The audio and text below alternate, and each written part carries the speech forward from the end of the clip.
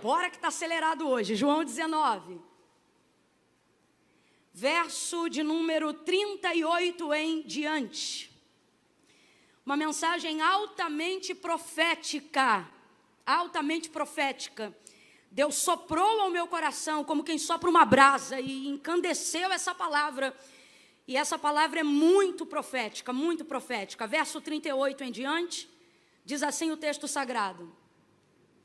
Depois disto, José de Arimateia, que era discípulo de Jesus, mas em oculto por temer os judeus, pediu a Pilatos que lhe fosse permitido tirar o corpo de Jesus do madeiro. E com a permissão de Pilatos, ele foi e tirou o corpo de Jesus. Foi também Nicodemos, aquele que anteriormente se dirigia de noite a Jesus, levando quase 100 libras de uma mistura de mirra e aloés. Tomaram o corpo de Jesus e o envolveram em lençóis de linho com as especiarias, como os judeus costumam fazer na preparação para o sepultamento. E no lugar em que Jesus foi crucificado, havia um jardim, e no jardim um sepulcro novo, o qual ainda ninguém havia sido posto, porque o sepulcro ficava perto, e por causa da preparação dos judeus, puseram então ali o corpo de Jesus. Somente até aqui você diga amém. Amém. Glória a Deus. Glória a Deus. Glória a Deus. Diga comigo assim, alinhamento. Alinhamento. Essa é uma das palavras de ordem que o Senhor colocou em meu coração, à medida que saltava diante dos meus olhos a revelação profética dessa tarde e início de noite. Alinhamento. É impressionante como, apesar de João transcrever aqui no texto, que José de Arimateia era discípulo do Senhor. A gente sabe que essa escrita é de João, e João ele poderia, passivo de circunstâncias relacionais, sentimentais, coisas de gente humana, de carne e osso, né? Como eu e você, eximir, por exemplo, né, essa informação do texto, tirar essa informação do texto, a fim de não reconhecer o discipulado de José de Arimateia, uma vez que não havia nele uma predisposição de coragem o suficiente para, em público, manifestar a confissão da sua fé de que Jesus era o Filho do Deus vivo. Porém, né, todavia, e eu acredito que isso não se revelou em nenhum outro momento ao longo do texto na narrativa de João, mas se revela no capítulo 19, porque o último feito de José de Arimateia, ele se manifestou tão grandiosamente em benefício do corpo de Cristo, que não permitiu a João ou a qualquer outra pessoa, se estivesse no seu lugar, ocultar tal informação. Uma vez que Jesus foi tão abençoado pela maneira como José de Arimateia se apresentou, ainda que nesse último momento da vida de Jesus, ou no caso, no momento da morte de Jesus. Se a gente for pessimista, e se os nossos pensamentos e a nossa leitura dos fatos, completa para mim para eu ter certeza que você está me ouvindo, a nossa leitura dos fatos, ou seja, não é aquilo que eu penso, não é aquilo que eu acho, é aquilo que é, né? Se a gente fizer uma leitura correta dos fatos que estão diante de nós, a gente não permite com que coisas que a gente sente possam transpor tais fatos. Você já percebeu como é que os nossos defeitos têm uma lente de aumento na mão dos inimigos? Porque eles fazem com que os sentimentos sejam maiores do que os fatos. E absolutamente, de forma nenhuma, nada pode ser maior do que um fato. É até uma das premissas utilizada na lei do direito, né? Que contra fatos não há. Claro que há, senão não haveriam processos. Mas é tudo aquilo que é colocado para tentar desmerecer, ou diminuir, ou acrescentar naquilo que é fato. Agora, João, como bom discípulo que era, percebeu que a atitude de José de Arimateia não podia ficar em oculto. Por quê? A partir do momento que ele entra em cooperação com o corpo de Cristo, servindo com tanta utilidade, gente, com tanta utilidade. Eu disse utilidade, qual foi a palavra que eu disse?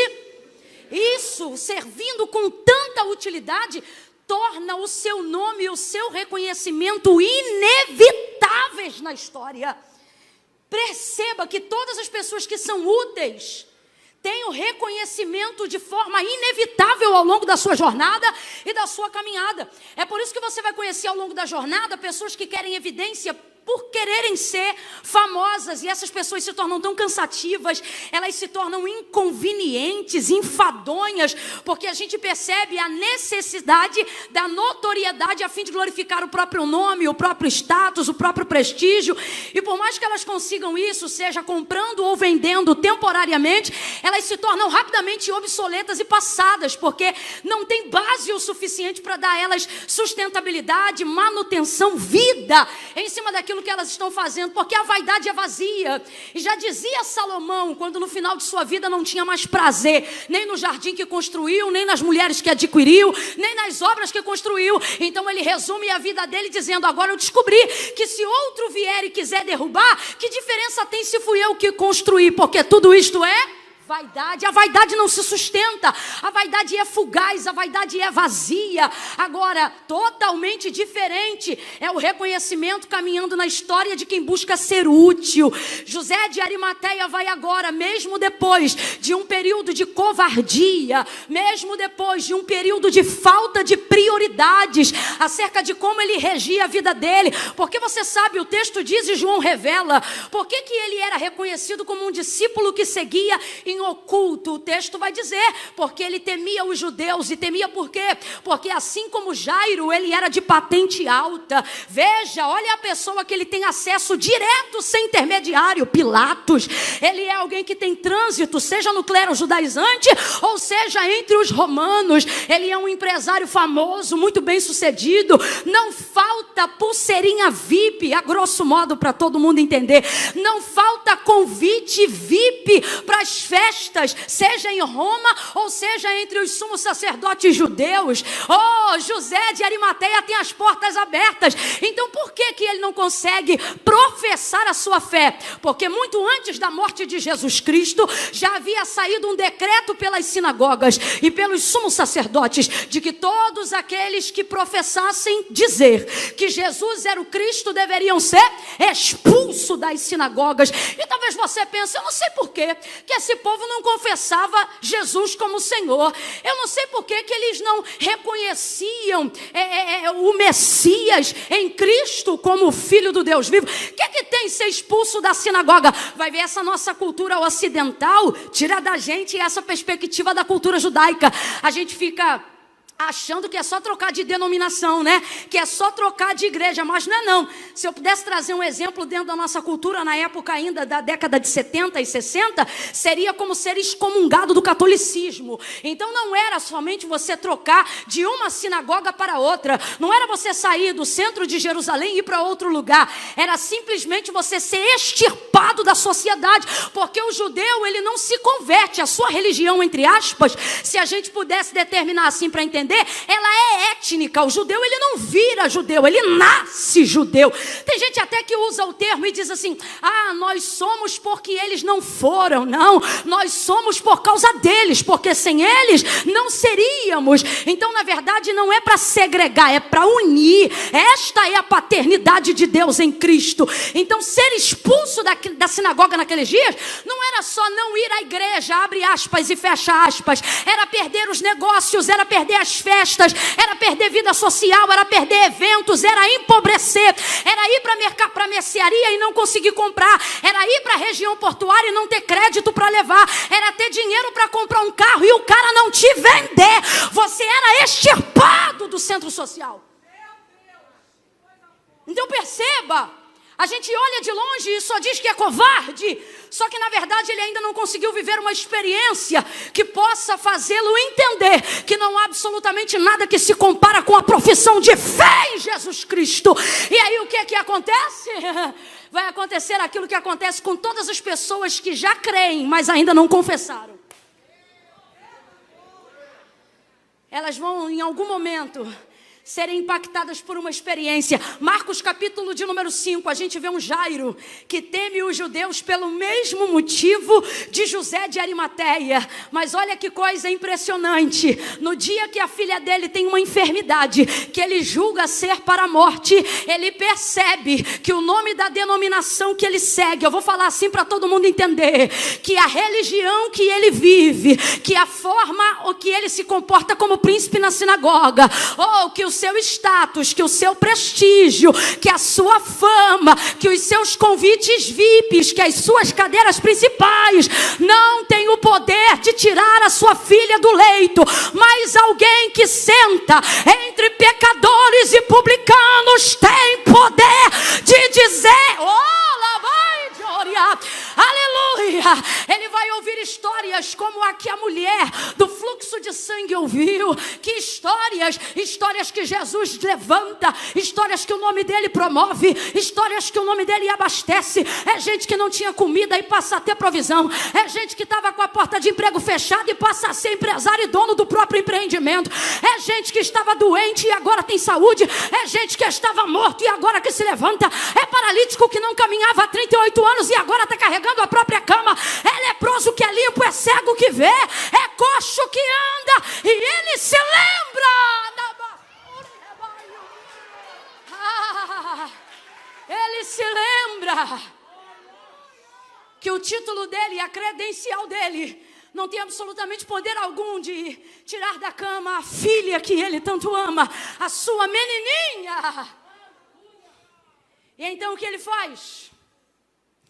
Ele renuncia, porque ele sabe que para pedir Jesus para ir na sua casa, nesse comportamento ele já está tendo que renunciar todo crédito social.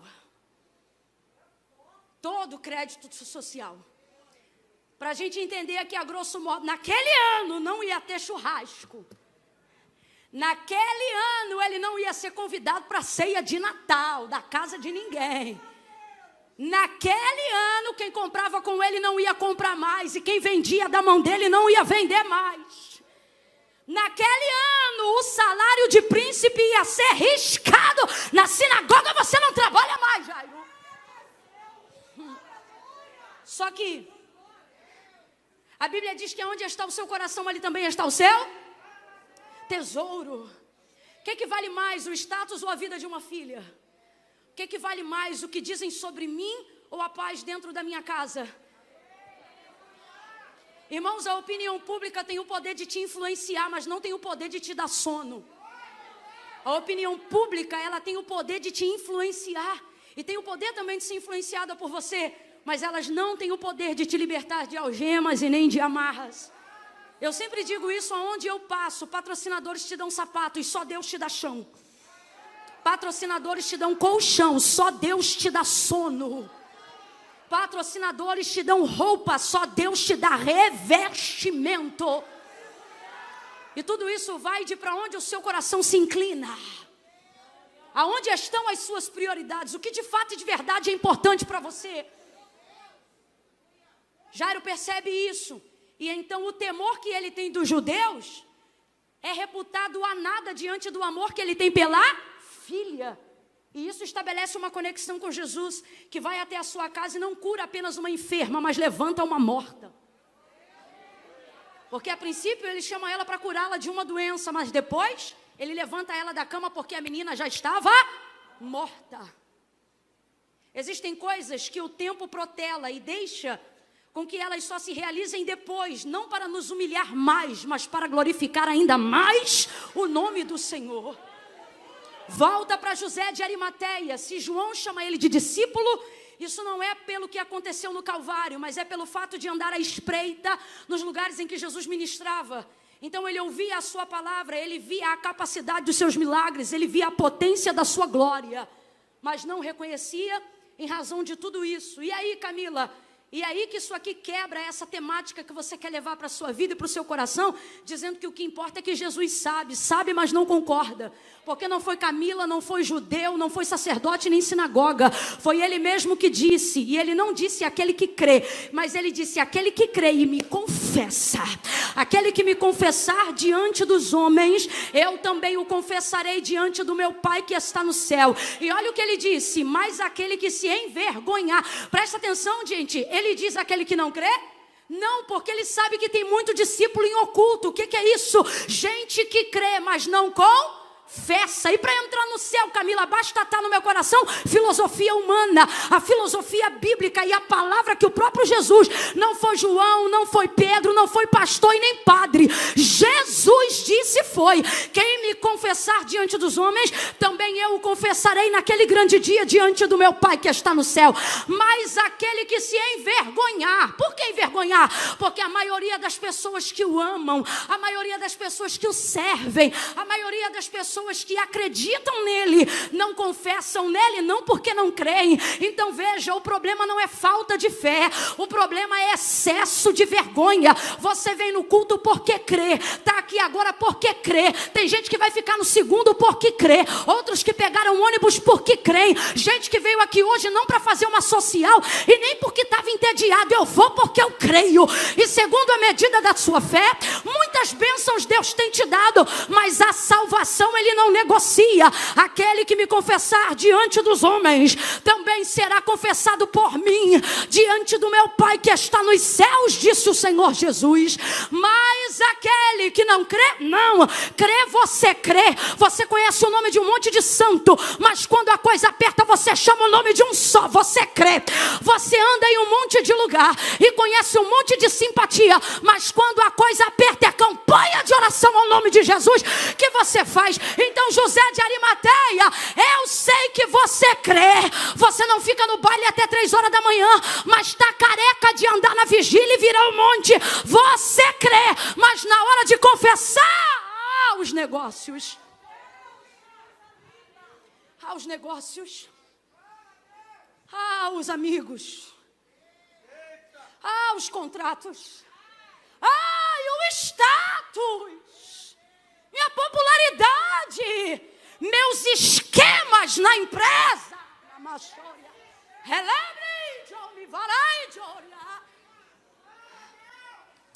Chora como ninguém, anda como ninguém, investe como ninguém. Eu vou além, hein? Dizima, oferta, não por tristeza nem com necessidade, mas entrega com alegria. Mas na hora de confessar, não, Deus sabe, importa o que eu tenho no meu. Aquele que me confessar diante dos homens, eu o confessarei diante do meu Pai que está no céu. Mas aquele que não crê, não, o seu problema nunca foi fé. Ele diz: mas aquele que se envergonhar, também ficará envergonhado diante do meu Pai que está no céu. Jesus está dizendo aqui, quem é que era para ter vergonha de quem? Eu vou, limpo e puro, santo como sempre fui, olhar para você, imundo, pecador, vacilão, 7-1, e vou dizer: Pai, tô parafraseando para a gente entender a grosso modo, tá, gente? Pai, não fulmina ele na tua ira não, mas olha para o meu sangue. Mas quem é esse aí, meu filho? Esse é meu irmão. Esse é o teu filho. Esse é aquele que eu liguei a paternidade do Senhor em mim. Assim como eu e o Senhor somos um, eu e o Senhor e Ele também somos. Aí olha isso. Sabe o que é isso aqui, gente? Eu quero falar bem a grosso modo, que é para todo mundo entender. Isso aqui é você ser todo certinho, ser um santo, ser um homem de Deus, uma mulher de Deus abençoado, e tá com um vacilão do teu lado. E quando ele sai de perto de você por alguns instantes, porque ser visto com quem tem filme queimado, queima também o filme, né? Só que Jesus é aquele que não deixa o filme queimar. Porque você sabe, a mulher do fluxo de sangue tinha medo de tocar nele e ficar o quê? Ele ficar o quê? Sujo. Ela pensava: se eu sou imunda, se eu tocar nele e ele ver que eu toquei, ele vai ficar? Porque segundo a lei mosaica, a hemorragia que ela tinha, a enfermidade que ela tinha, colocava sobre ela tal sentença: tudo que toca nela fica imundo, e tudo que ela toca imundo fica também. Então por isso que ela toca na orla das vestes de Jesus. Qual é o pensamento dela? Ninguém vai ver, ele não vai ver, então ninguém vai saber, só eu vou saber. Mas Jesus, alguém me tocou. E por que o medo e o constrangimento dela? Porque ela pensava, se eu tocar nele, ele vai ficar sujo. Mas ele ficou sujo? Ela, em contrapartida, ficou como? Quem toca nele não suja ele, mas fica limpo por ele. É a mesma coisa nessa temática. Lembra quando ele chega a João 4 e pede de beber água para uma mulher que era samaritana? Samaritanos eram tidos pelos judeus como o quê? Cachorros, cães. Responda para mim rapidamente, você bebe na tigela do teu cachorro? Bebe, gente. Se está bebendo, para com isso. A gente não bebe na tigela do nosso cachorro. Para um judeu, era a mesma coisa partilhar um vaso com um samaritano. Mas quando Jesus vê ela chegando com um vaso no poço de Jacó e diz, mulher, dá-me de beber. Ele estava contando que beberia água no cântaro de quem? Da cachorra. Só para você entender. Não que ela seja, não que Jesus a considerasse assim, mas segundo a perspectiva dos judeus, era como se fosse a mesma coisa. Mas Jesus está dizendo, quero água, vou beber. Mas ela está tão desesperada. Por quê? Porque às vezes a gente permite as pessoas nos rotularem pelas formas como elas nos veem, não como nós somos. Então ela diz, mas Senhor, ou seja, já está quebrantada, já quer dar água, mas está desesperada porque ele não tem cântaro. Como sendo tu judeu, pede de beber a mim. Senhor, o poço é fundo. Sabe o que ele está dizendo? Mesmo que eu pegue água para o Senhor, como é que o Senhor vai beber? Ela não cogita, Léo, a possibilidade dele beber através do cântaro. Através do cântaro dela. Ela não imagina isso. Às vezes Deus ecoa a voz dele pela igreja, como está fazendo nessa noite através da sua santa palavra. E ele está dizendo, eu vou te usar nesta última hora, de forma que eu não usei muitos no início da primeira. Eu vou te usar. E você diz, Deus, eu até queria contribuir, mas como? Porque você nem cogita que ele vai usar o teu cântaro. Ele não bebeu água ali porque o foco não era esse. Mas se precisasse, ele tinha bebido. E aí eu te pergunto, quando ele bebesse no cântaro da adúltera, era ele que ficava adúltero? Não, era a adúltera que seria ali. Naquele grande dia é a mesma coisa. Ele está dizendo, se você me confessar diante dos homens, eu também te confessarei diante do meu Pai que está no céu. Agora a pergunta que não quer calar, e eu preciso pelo Espírito liberar hoje aqui. Olhe para a posição de Jesus, olhe para a sua posição e veja quem deveria estar com vergonha de quem. Mas vou ser honesta. Sei que muitos aqui se comportam na posição de José de Arimateia. E você que já quase saiu e voltou na live aqui da igreja, no culto online da igreja algumas vezes, e não consegue sair, mas volta, é porque o Senhor não quer que você saia. Para de agonia e ansiedade. Sai dele, fica até o final. Volta para cá. Que aqui é assim, irmão. Agora que abriu online, abriu os canais proféticos também.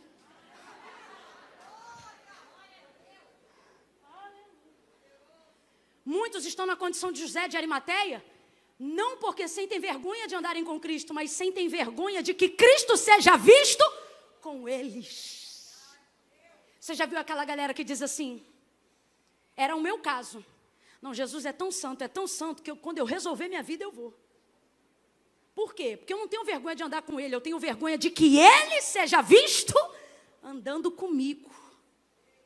Fala a verdade, quem aqui já teve essa sensação? Não é? Não precisa levantar a mão não, é reflexivo. Não é? A gente fica, como que eu vou? Eu vou envergonhar, eu vou... Só que veja, a exemplo do que eu disse sobre a mulher do fluxo de sangue, a exemplo do que eu disse sobre o cântaro, Deus está dizendo, eu não sou como os homens. É porque as pessoas querem travestir aquilo que Jesus fez. Por exemplo, as pessoas dizem assim, Jesus andava com todo mundo. Não, irmãos, era todo mundo que andava com Jesus. E Jesus está dizendo, se você for visto comigo,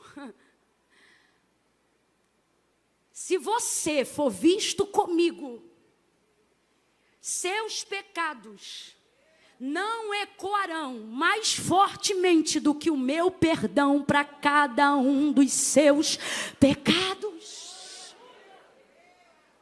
O problema é que você quer me obrigar, depois do culto, me levar para casa para andar contigo. Porque você não tem coragem de mostrar para as pessoas que você está doidinho e doidinha para andar comigo.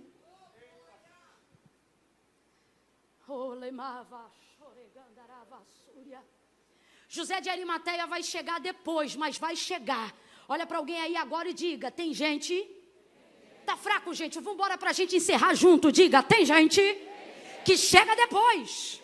Diga: mas o importante é que chega. Oh, glória! Recebe essa palavra para os teus parentes que ainda não confessaram. Recebe essa palavra para a tua casa. Se ainda tem gente que precisa ser alcançada lá. Tem gente que chega depois, mas Deus me trouxe hoje aqui para te dizer: o importante é que chega. Vai chegar. O texto diz: depois disto. Depois do quê? Para quem já é discípulo, esse tipo de palavra dá uma indignação. Porque a gente diz: vai chegar depois de quê? Depois que a gente já ceou? Depois que a gente já batizou? Depois que a gente já peregrinou? Jerusalém, Judeia, Samaria, vai chegar depois para quê? Quantas obras estão ficando empobrecidas, mesmo carregando o nome de Jesus sobre a sua motivação, por um único motivo: qual? Eles não toleram quem chega depois. Não tem misericórdia com quem chega depois. Não vem graça com quem chega depois. Porque na verdade eles não conseguiram compreender a ideia que quanto mais chegar, melhor. Quando disseram para Jesus, e foi o próprio João que chegou certa feita, muito antes desse dia, e disse assim: Senhor, nós vimos algumas pessoas repreendendo demônios no teu nome. E o pior, os demônios se sujeitaram a elas. Aí Jesus disse: João, meu filho, quem não espalha com a gente, ajunta. Ele está dizendo: meu filho, esquenta a cabeça com isso não. E que a sua alegria não esteja nisso, e nem por saber a quem os demônios se sujeitam, mas esteja alegre porque o vosso nome está escrito no livro da vida. O texto diz que José de Arimateia chegou depois. Completa aí, meu povo: José de Arimateia chegou? Mas chegou, gente. Camila, por quê que a gente precisa ser tolerante, amável, misericordioso com quem chega depois? E eu vou lhe dizer, a exemplo de João, que ficou até o fim da crucificação, foi testemunha fiel, e ele disse: eu criei que este testemunho é verdadeiro, porque vi a escritura se cumprir diante dos meus olhos, e vos escrevo para que vocês saibam que o meu testemunho é verdadeiro, e o das escrituras também.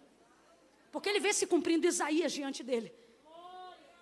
Agora ouça isso, olha o que João vai deixar muito claro: que ele ficou até o final. Ficou até o final. Só que no fim de tudo, João, Maria Madalena, Maria sua mãe, eles são só dor. Porque eles estão até o fim. Agora preste atenção: eles estiveram desde o começo e agora estão até o fim. Preste atenção, eu quero que você grave isso. Eles estiveram desde o começo e agora prevaleceram até o... Pedro deu uma escorregada, outros saíram correndo, mas João e essas mulheres ficaram até o... E começaram lá no início. Começaram lá no início e ficaram até o fim. E José de Arimateia só chegou o texto diz: chegou depois. Agora veja, ficaram até o fim, mas não podiam fazer o que só José de Arimateia tinha poder para fazer. Se você ficar perturbado por ver gente que chegou depois, tendo notoriedade que você que está desde antes ainda não teve, quem sofre é o corpo de Cristo. Quantas pessoas estão tão preocupadas com o status do próprio nome, que não estão percebendo que dado o momento da igreja, não importa quem estava desde antes, e também agora não importa quem vem depois, porque é tempo de alinhamento, aonde quem estava desde o início e quem vinha depois vai partilhar a mesma cena, vai viver o mesmo momento, com uma única diferença, pastores: qual? Tem gente aí, e é por isso que eu disse que a mensagem é profética. Então quem tem ouvidos, ouça o que o Espírito diz à igreja. Por que a mensagem é profética, Camila? Porque tem gente que Jesus vai deixar claro por que eles chegaram depois, porque antes eles não seriam tão úteis quanto eles são agora. Ele vai chegar depois, mas vai fazer o que Pedro não podia fazer, vai fazer o que João não podia fazer, vai fazer o que Maria Madalena não podia fazer. Então, igreja, corpo de Cristo, é bem verdade que teve gente que chegou antes, e eles serão valorizados por tanta lealdade e fidelidade. Você não conhece um evangelho escrito por José de Arimateia? Conhece? Não, o que você conhece é o evangelho escrito por um homem chamado João. Existem lugares para quem está desde o início, mas isso não significa que não haverá aberturas na história para quem chegou depois. Tem gente que está em casa aí agora e está dizendo, eu vou chegar agora? Para que eu vou me comportar agora? Para que depois de tantos anos eu vou entregar minha vida para Cristo? Para que eu vou confessar Jesus agora? Pois Deus me trouxe hoje aqui para te dizer, tem um lugar na minha história, e esse lugar só pode ser preenchido por você, José. Se José de Arimateia está desde o início, Camila, você está dizendo que era desejo de Deus que ele chegasse no final? Não, eu não posso dizer isso, porque a Bíblia não diz isso, mas posso lhe garantir que Deus não perde viagem para quem ainda está em percurso. Se a história não acabou, ainda tem jeito, ainda tem chance, ainda tem vaga, ainda tem abertura, ainda tem um nome com quem ele conta. O texto diz, depois disso, chegou José de Arimateia. Chegou o quê? Para sentar? Não. Chegou para quê? Para chorar? Também não. O texto diz que ele já chega autorizado. Completa aí, meu povo. Ele chega como? Ele chega como? Porque ele tem um acesso que nenhum dos discípulos tem. Porque quanto mais acesso se tinha de Jesus antes desse momento, menos acesso se tinha com os homens que estavam em posição como de Pilatos. A Bíblia diz que a vitória, segundo a perspectiva de um homem muito sábio chamado Salomão, não é dos fortes. A corrida também não é dos valentes. Ele diz que tudo e todos estão suscetíveis a uma mesma coisa. O quê? O tempo e a ocasião. E o que ele diz sobre isso? Que há um propósito. Há um propósito. Eu vou falar de novo porque não é só uma palavra, irmãos. Há uma unção de Deus muito forte aqui, abrindo entendimentos. Há julgos antigos sendo despedaçados pelo poder de uma unção que é derramada pelo poder da palavra para abrir entendimentos. Oh, há um propósito debaixo do céu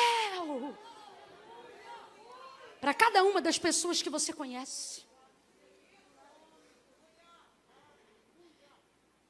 José de Arimateia chega depois, mas chega com um acesso, chega com uma autorização que nenhum dos outros jamais teria. Então ele não chega para chorar, ele não chega para sentir, ele chega para resolver. Oh, gente, vamos ser humildes para admitir que não é porque a gente está antes que não presta mais quem chega depois. Tem gente que vai chegar depois, mas vai poder fazer coisa que a gente nunca antes conseguiu. E isso não diminui a nós, nem enaltece a eles. Só significa que no reino de Deus, cada um tem o seu tempo e a sua ocasião.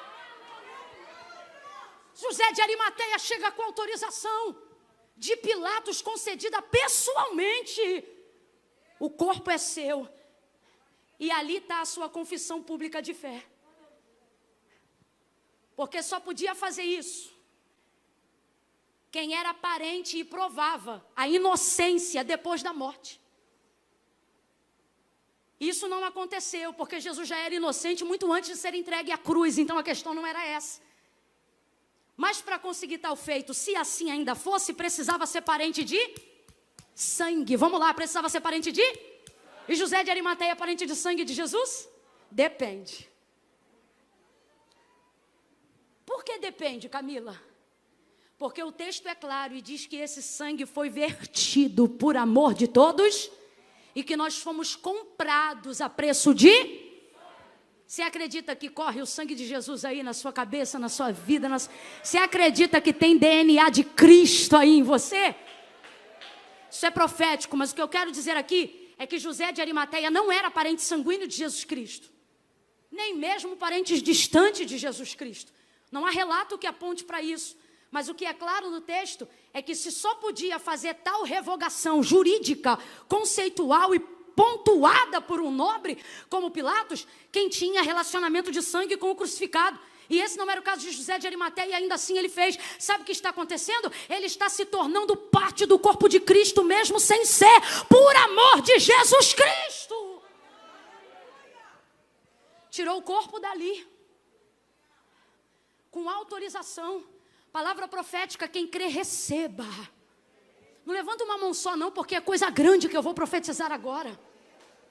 Existem pessoas que vão chegar depois na sua jornada ministerial. Existem pessoas que vão chegar depois na sua vida relacional.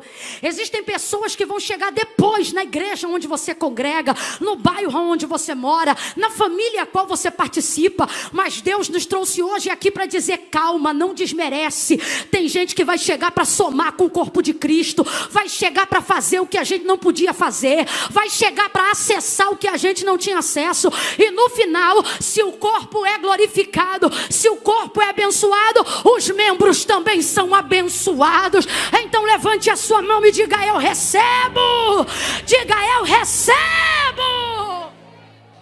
Recebo. Oh, meu Deus. Pode tocar um pouquinho mais alto, eu estou encerrando. Chegou depois, mas acessou o que ninguém podia acessar. Chegou depois, mas fez o que mesmo todos o amando muito não podiam fazer por ele. Isso não é uma disputa sobre quem chega mais alto. Isso não é uma disputa sobre quem chega primeiro. Isso não é uma disputa sobre quem canta mais tempo, quem prega mais tempo, quem pastoreia mais tempo, quem é crente há mais tempo, quem tem carteirinha de membro há mais tempo. Isso não é uma disputa de quem está há mais tempo. Isto é a compreensão de que no reino de Deus cada um tem seu lugar.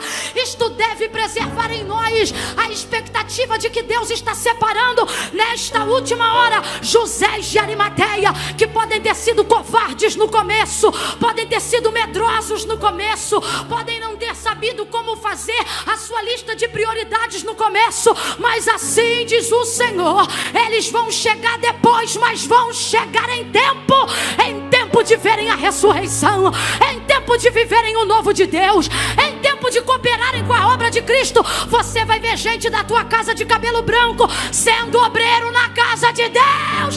Você vai ver jovem ainda servindo ao Senhor. Você vai ver gente com medo outrora, com vergonha outrora, carregando a Bíblia debaixo do braço, domingo 1h da tarde para fazer evangelismo. Deus está dizendo: vai chegar depois, mas vai chegar em tempo.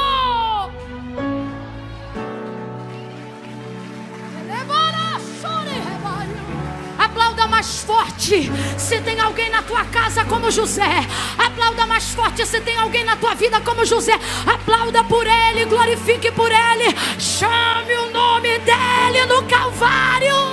Oh Deus, traz o José.